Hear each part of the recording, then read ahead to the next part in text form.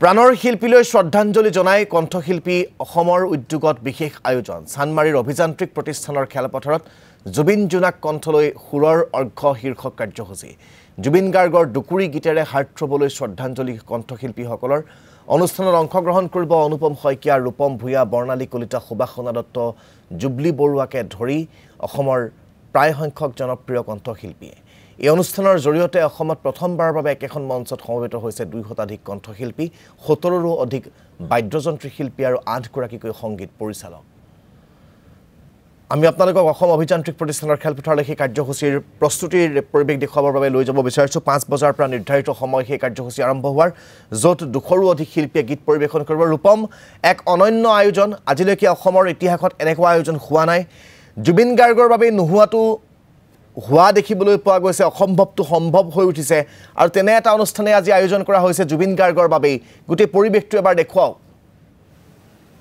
নিশ্চয়কৈ ৰাজীৱ আপুনি ইতিমধ্যে উল্লেখ কৰিছে এক অনন্য অনুষ্ঠান অসমৰ সাংস্কৃতিক ইতিহাসত পোনপ্ৰথমবাৰৰ বাবে এই অনুষ্ঠানৰ আয়োজন হৈছে আৰু এই অনুষ্ঠানৰ আয়োজন হৈছে একমাত্ৰ অসমৰ সংগীত সূৰ্য জুবিন গাৰ্গৰ বাবে আমি দৃশ্যাংশ দেখুৱাবলৈ যত্ন কৰিম পোনপ্ৰথমে যেহেতু বিশাল আয়োজন কৰা হৈছে কণ্ঠশিল্পী অসমৰ দ্বাৰা জুবিন জোনাক কণ্ঠলৈ সুৰৰ অৰ্ঘ্য জুবিন গাৰ্গৰ প্ৰতি শ্ৰদ্ধাঞ্জলি জ্ঞাপন কৰি কণ্ঠশিল্পী সমাজ অসমৰ তৰফৰ পৰা এই বিশাল আয়োজন কৰা হৈছে য'ত 200তকৈও অধিক শিল্পীয়ে একেলগে পৰিৱেশন কৰিব 18টাকৈ গীত তাৰ সমান্তৰভাৱে অনন্য নতুন নতুন জুবিন গাৰ্গৰ শেহতীয়া যিসমূহ সৃষ্টি সেই সৃষ্টিৰ বছা বছা কেইটামান গীত পৰিৱেশন কৰা হ'ব তাৰ পূৰ্বে অনামিকাৰ পৰা আৰম্ভ হোৱা যিটো যাত্ৰা সেই অনামিকাৰ পৰা ৰ'দ অন্যান্য যিসমূহ কালজয়ী গীত সেই কালজয়ী গীতসমূহ পৰিৱেশন কৰিব 200 গৰাকী শিল্পীয়ে তাৰ সমান্তৰভাৱে পোনপ্ৰথমবাৰৰ বাবে এবাৰ মঞ্চত গীত পৰিৱেশন কৰিব জুবিন গাৰ্গৰ ভাগিনীকে গতিকে জুবিন গাৰ্গৰ ভাগিনীয়ে গীত পৰিৱেশন কৰিব সেই তাৰ বাবে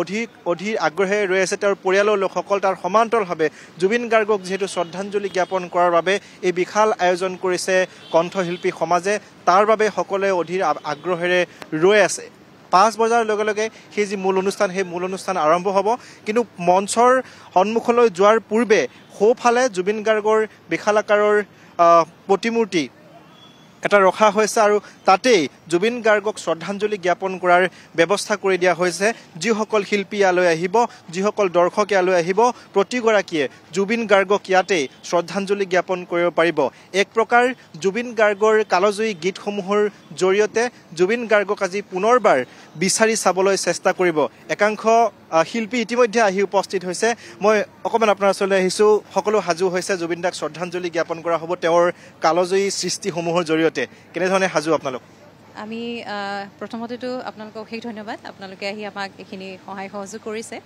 আৰু আজি এক বৃহৎ আয়োজন আমাৰ কণ্ঠশিল্পী সমাজৰ সকলোবোৰ আহক আমি এনেধৰণৰ অনুষ্ঠান আচলতে কৰিবলৈ পাই খুবেই দুখী আৰু তেওঁক এনেকৈ সোঁৱৰণ কৰিব লগাটো আমাৰে দুৰ্ভাগ্য তথাপিও তেওঁৰ সৃষ্টিৰাজিৰে আমি অকণমান চেষ্টা কৰিছোঁ তেওঁক শ্ৰদ্ধা যাচিবলৈ আৰু সকলোৱে সহযোগ কৰক এয়া আমি কামত লাগি আছোঁ 6টা বজাৰ পৰা আমাৰ আছে অনুষ্ঠানসমূহ সকলো আহক সকলো আহক আৰু ইতিমধ্যে বহুকেইগৰাকী শিল্পী আহি উপস্থিত হৈছে ৰূপম ভূঞা আছে মই ৰূপম ভূঞাৰ ওচৰলৈ পোনপটীয়াকৈ যাবলৈ চেষ্টা কৰিছোঁ খুব সুন্দৰ আয়োজন অসমৰ সাংস্কৃতিক ইতিহাসত পোনপ্ৰথমৰ বাবে জুবিন গাৰ্গৰ কাৰণে সম্ভৱ হৈছে 100% সঁচা কথা কাৰণ এনেকুৱা এটা আয়োজন আমাৰ কণ্ঠশিল্পীসকলে নিজে কৰা এটা আয়োজন আৰু আমি জুবিন দাক ভাল পাওঁ আচলতে আৰু জুবিন দাৰ আশীৰ্বাদ আছে সেইকাৰণে এইটো সম্ভৱ হৈছে কাৰণ কোনো ধৰণৰ অন্য মানুহৰ পৰা একো আৰ্থিক অনুদান লোৱা হোৱা নাই এতিয়া যেনেকৈ ষ্টেজখন দেখিছা এইখন ষ্টেজো অলমষ্ট ডনেটেড মানে মেক্সতে কৰিছে তাতে খালি আমি লেবাৰ চাৰ্জটোহে দিব লগা হৈছে গতিকে এনেকুৱা ধৰণৰ বহুত সহায় আমি পাইছোঁ আৰু বাকী আমাৰ যিখিনি খৰচ আমি কণ্ঠশিল্পীসকলে নিজৰ হাতৰ পৰা 1 টকা 2 টকা দি পেলাই এইটোত আচলতে কাৰো সকলোৰে ভাল লাগিছে মানে যোনে যিমান পাৰে সেনেকৈ দিছে আৰু এতিয়া সকলোৱে দেহে দেহে খাটিও আছে তেওঁলোকে গান গাব তেওঁলোকে কামো কৰি আছে আৰু মানে 90% পাৰফৰ্মাৰে ইয়াতে বেলেগ বেলেগ দায়িত্বত আছে কোনোবা খাদ্যৰ দায়িত্বত আছে কোনোবা ছিকিউৰিটিত আছে কোনোবা ৰিচেপশ্যনত আছে কোনোবা ষ্টেজৰ মেনেজমেণ্টত আছে গতিকে সকলোৱে নিজৰ নিজৰ কাম কৰিছে খুব বছা বছা গীত আমি যদি চাওঁ অনামিকাৰ পৰা আৰম্ভ হৈছে অনামিকাৰ পৰা আৰম্ভ কৰি শেহতীয়ালৈ যিসমূহ জনপ্ৰিয় গীত সেইসমূহ গীতে বাছি লোৱা হৈছে নহয় জানো আৰু আমি চেষ্টা কৰিছোঁ হয় জনপ্ৰিয়খিনিতো বাছিছোৱেই তাৰ লগতে মানে জুবিন দাৰ যিটো ভেৰিয়েশ্যন তেওঁৰ গায়কীত তেওঁ যে জনজাতীয় বেলেগ ভাষাৰ গান এটাও ধুনীয়াকৈ গাইছিল, এটা ৰকো ভালকৈ গাইছিল, এটা ছফ্ট মেলোডিও ধুনীয়া আছিল।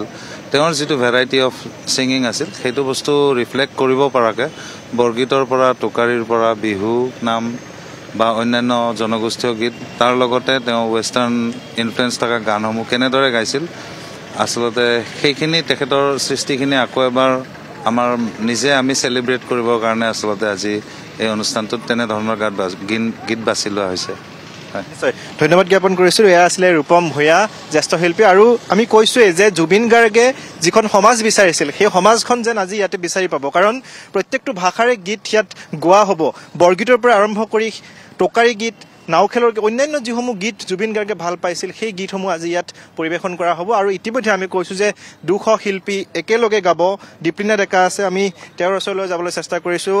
অকণমান আপোনাৰ ওচৰলৈ আহিছোঁ। সকলো সাজু হৈছে, সকলো উৎকণ্ঠিত। জুবিন গাৰ্গৰ বাবে ইমান এটা অসমৰ সাংস্কৃতিক ইতিহাসত পোনপ্ৰথমৰ বাবে এনেকুৱা এটা অনুষ্ঠানৰ আয়োজন কৰা হৈছে। তাকে এটা খুব পবিত্ৰ দিনৰ আচলতে আমি সকলোৱে আজি সাক্ষী হ'ম।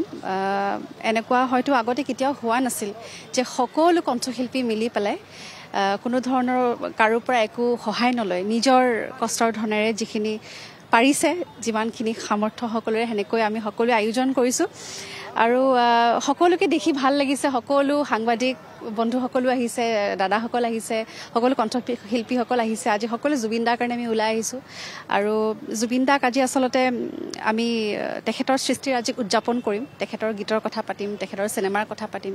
খুব ভাল লাগি আছে, কিবা এটা আছে। জুবিন দা হৈ আছে গোটেই চাৰিওফালে। জুবিনময়, চানমাৰি জুবিনময়। এতিয়া জুবিনময় হৈ আছে। অন্যান্য শিল্পীসকলো আছে, আমি তেওঁলোকৰ ওচৰলৈ যাম। দীক্ষু শৰ্মা আছে, তেওঁৰ ওচৰলৈ আহিছোঁ। খুব সুন্দৰ আয়োজন আৰু সকলো সাজু হৈছে এক প্ৰকাৰ জুবিন দাৰ বাবে। সকলো এইধৰণে সাজু হৈছে। জুবিন দাক পুনৰবাৰ শ্ৰদ্ধাঞ্জলি জ্ঞাপন কৰা হ'ব। মনৰ মাজত যেনেধৰণে জীয়াই ৰখা হৈছে, আজি যেন জুবিন দাক পুনৰ আমাৰ মাজত উভতি পাম তেনেকুৱা যেন লাগিছে, নহয় জানো? তাৰমানে পাম মানে কি, তেওঁ নাই যেন এতিয়াও লগা নাই, প্ৰথম কথাটো। আৰু তেওঁ যেন এতিয়াও চাৰিওফালে আছে তেনেকুৱা টাইপে অনুভৱ হৈ আছে। গতিকে আমি জুবিন দাক মৰম দিবলৈ, শ্ৰদ্ধা নিবেদন কৰিবলৈ এইখনি অনুষ্ঠানৰ আয়োজন কৰিছে আমাৰ গোটেই আৰ্টিষ্টখিনি মিলি। চ' মই ভাবোঁ ৰাইজে ভাল পাব বা জুবিন দাও ওপৰৰ পৰা চাই আমাক আশীৰ্বাদ দিব যে চেষ্টা এটা আমাৰ ফালৰ পৰা আৰু সামান্যতম তেখেতৰ প্ৰতি সন্মান জনোৱাৰ বাবে।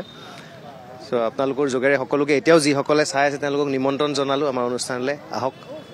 কিছু সময় পিছতে আমাৰ ধুনীয়া অনুষ্ঠানটি আৰম্ভ হ'ব। কেইবাটাও বিভিন্ন ধুনীয়া ধুনীয়া অনুষ্ঠান আছে, আহক সকলোৱে চাওক ধুনীয়াকৈ। নিশ্চয় ধন্যবাদ জ্ঞাপন কৰিছোঁ।